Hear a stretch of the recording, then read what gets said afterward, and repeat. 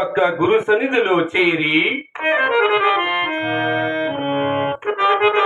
నిలచితి శ్రీ గురు నిలయమే కైలాసవాస పరశివ నివాసమనియో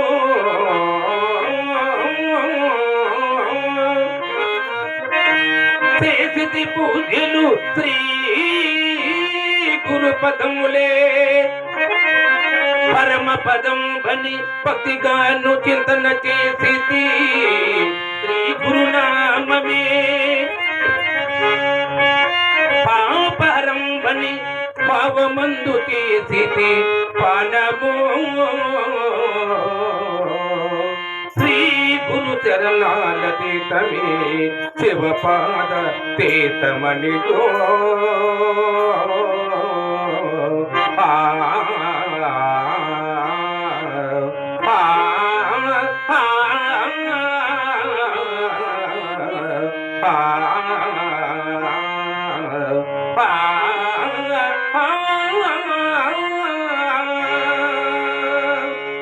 బాలక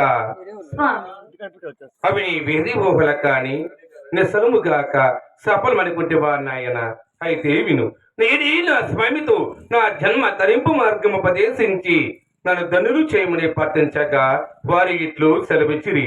ఏమని సెలవిచ్చిరి స్వామి? నీవు గోవులు కాయనట్టు ఏటు ఉద్దున ఒక వృక్షము 3 కొమ్మలు కలిగి అందులో ఒక కొమ్మ ఏటిలో వాలి ఉన్నది గాన ఆ కొమ్మను ఇదుగు ఈ గొలుసు వేలను కట్టి అందులో నీవు కూర్చుండి అదే కొమ్మను ఈ కట్కొమ్మతో ఖండించి రమ్ము. అప్పుడు గాని నీ జన్మ తరింపు మార్గము ఉపదేశించినని వింటివా నాయన పెద్దల అభిప్రాయం ఎలాగున్నదో నీవే గ్రహింపుము గాన నావలే నీవు హృదా ప్రయాసకల గురి కాక శీఘ్రమే నీ గృహముకు పోయి నీ మాతాపితృలు ఆరాధించి నీ జన్మ తరింపు చేసుకున్నాము. విల్లుము నాయనా విల్లుము. స్వామి అయితే చావుకై భయము చెంది మీ గురుఆజ్ఞను ధిక్కరించిరా. అలాగైనను మీ సేవా ఫలమును నాకు దారపోయింది. తత్ఫలితమున మీ గురుఆజ్ఞను పాలించి నా జన్మ తరింపజేసుకునగలడు.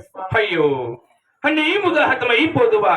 ఆ దృశ్యము నేను చూడజాలను నాయనా, నేను చూడజాలను. స్వామి సందేహం ఎందులకు? సర్వము గురుదేవుల మహిమే కదా. మీ వలె ప్రీతి చెందిన జన్మను తరింపు చేసుకోగలను. బాలక నీకంతటి ధైర్యం ఉండి నీవా త్యాగం చేస్తానంటే నేను ఎందుకు ఆటంకపరచవలను? ఇదిగో గైకునుము నా సేవా ఫలము ఖడ్గము గొడుసు గైకునుము నాయన గైకునుము. ధన్యుడలు స్వామి ధన్యుడలు. నాయనా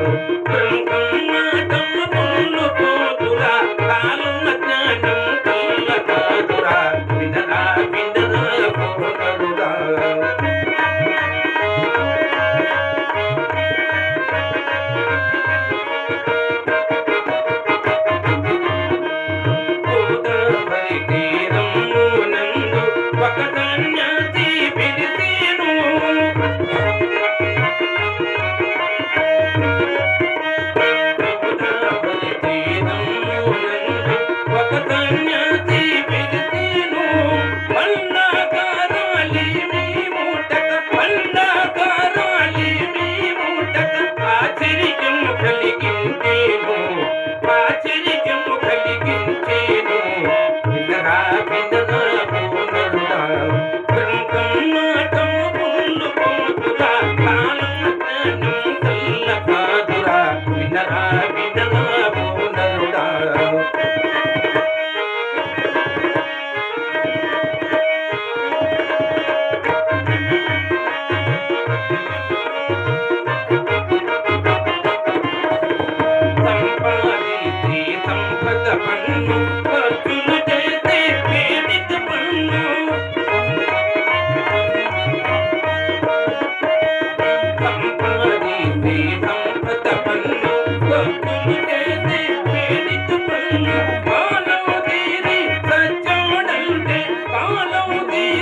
సత్యం